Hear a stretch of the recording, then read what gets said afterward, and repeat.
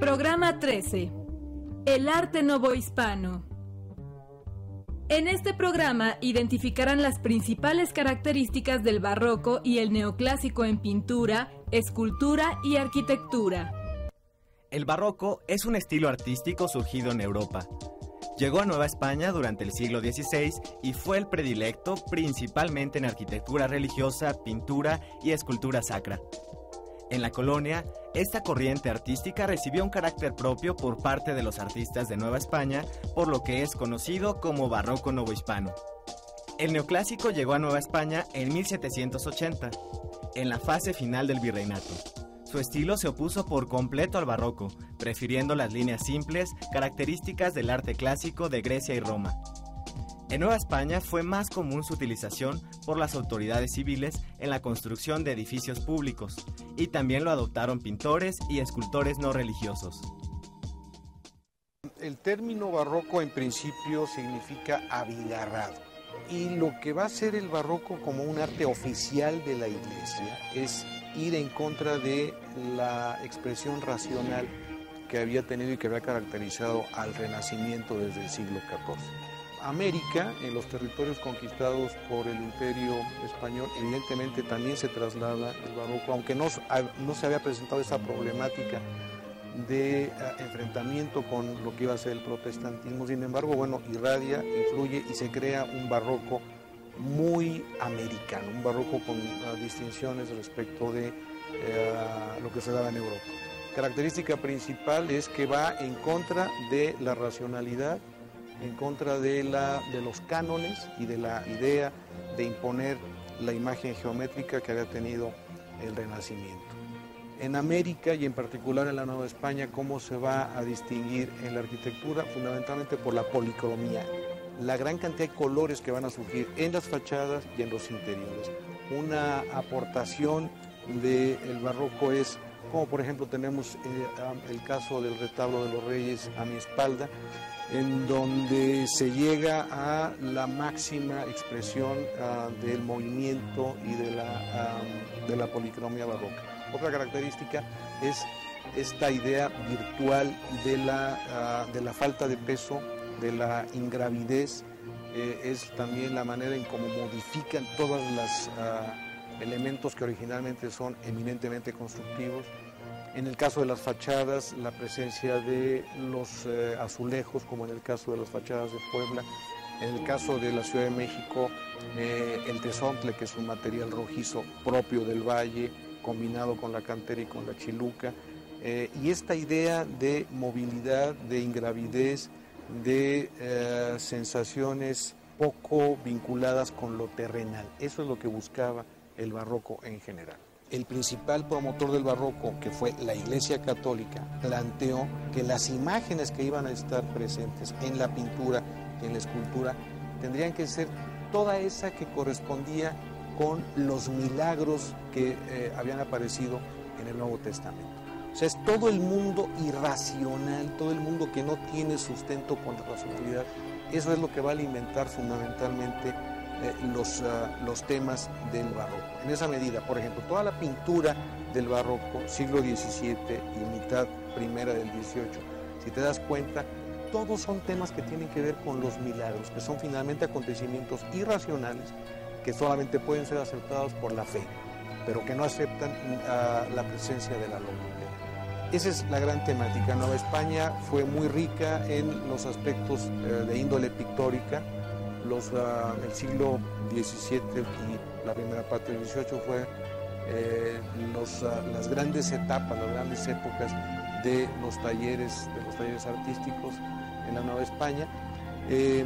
Una distinción fue esta práctica del tenebrismo, que significaba en términos de la pintura crear fondos muy oscuros, fondos sin luz, y de pronto primeros planos con figuras muy iluminadas, en donde la apreciación es que no se advierte de dónde viene la luz.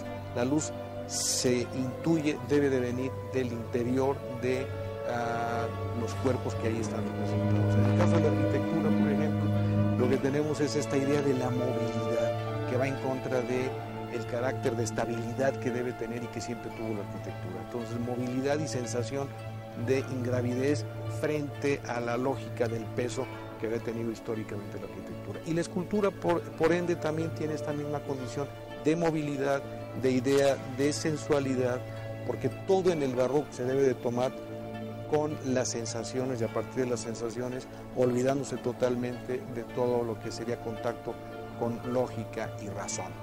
El neoclásico, a diferencia del barroco, no tuvo un estilo predominante novohispano, pues en realidad surgió como una recuperación de la herencia cultural clásica. Fue el arquitecto español Manuel Tolsá quien llegara a la colonia en 1791, el principal exponente de este estilo artístico en arquitectura y escultura. Muchas de sus obras, como el Hospicio Cabañas, el Palacio de Minería o la escultura ecuestre de Carlos IV de España, son consideradas obras maestras del neoclásico en América. Viene de una madurez intelectual que se empieza a dar también en Centro Europa.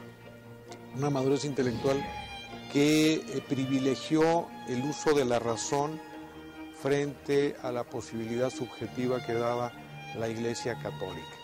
Entonces, así como el barroco había sido un arte estratégico en favor de la difusión de la Iglesia, ahora vamos a tener una posición contraria que es una vuelta a la crítica sobre la preeminencia religiosa.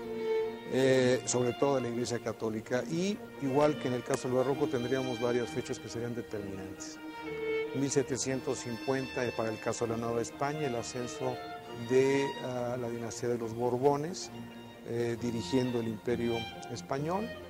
De ahí nos iríamos a 1760, el inicio de la difusión de todas las nuevas normas, de todos los nuevos códigos, las reformas borbónicas en el Imperio Español. 1767 es la expulsión de la orden jesuita.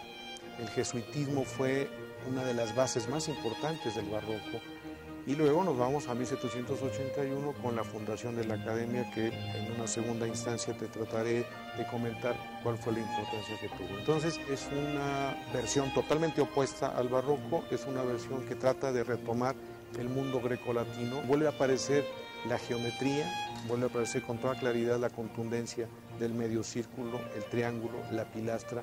Nada que ver con todas estas fantasías y todos estos vuelos y todas estas ficciones que había planteado el barroco en su origen. Entonces es un movimiento artístico que establece una nueva postura en contra de la irracionalidad, privilegia el aspecto crítico, privilegia el retomar el mundo clásico como la gran materia de conocimiento y de enseñanza para la sociedad.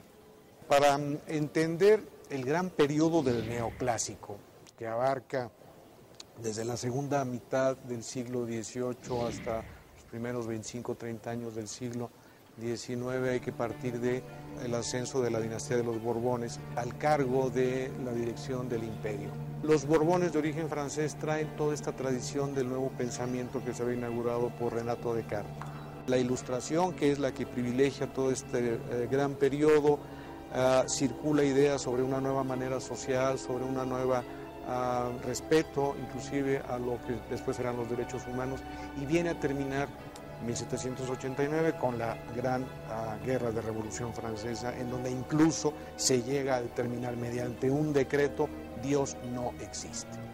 Esta va a ser la gran posición crítica que va a tomar el neoclásico. Entonces, en el caso de la arquitectura, nos vamos a encontrar con todos estos elementos del mundo grecolatino, con los grandes frontones, con los arcos, con las pilastras que recuerdan al mundo griego y romano. Y en el caso de la pintura ya no aparecen los milagros, ahora va a ser el Antiguo Testamento el que va a dar todas las nuevas temáticas que van a alimentar a esta nueva expresión artística.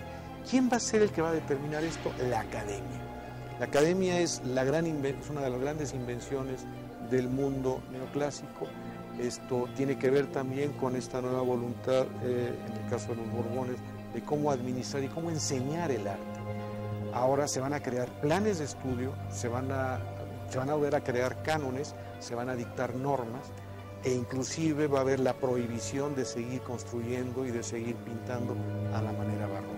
Ahora de lo que se va a tratar es de hacer valer, de considerar como la única posibilidad todos aquellos temas que habían creado los maestros en la academia, con los que se va a enseñar, con los que se va a adiestrar y que van a ser los autorizados por los cabildos para que se lleven a cabo en las iglesias y en los edificios públicos.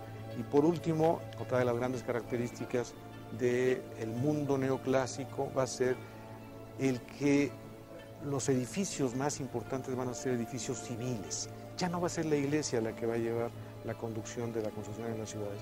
Ahora van a ser los hospitales, las escuelas, los grandes depósitos de alimentos, los edificios militares, los que van a determinar la nueva conformación del paisaje. Va a ser el mundo civil frente al mundo de la iglesia que había privado en el periodo anterior. Actualmente, México conserva un gran acervo arquitectónico, pictórico y escultórico del periodo colonial, que es parte de la riqueza cultural y del patrimonio no solo nacional, sino de la humanidad.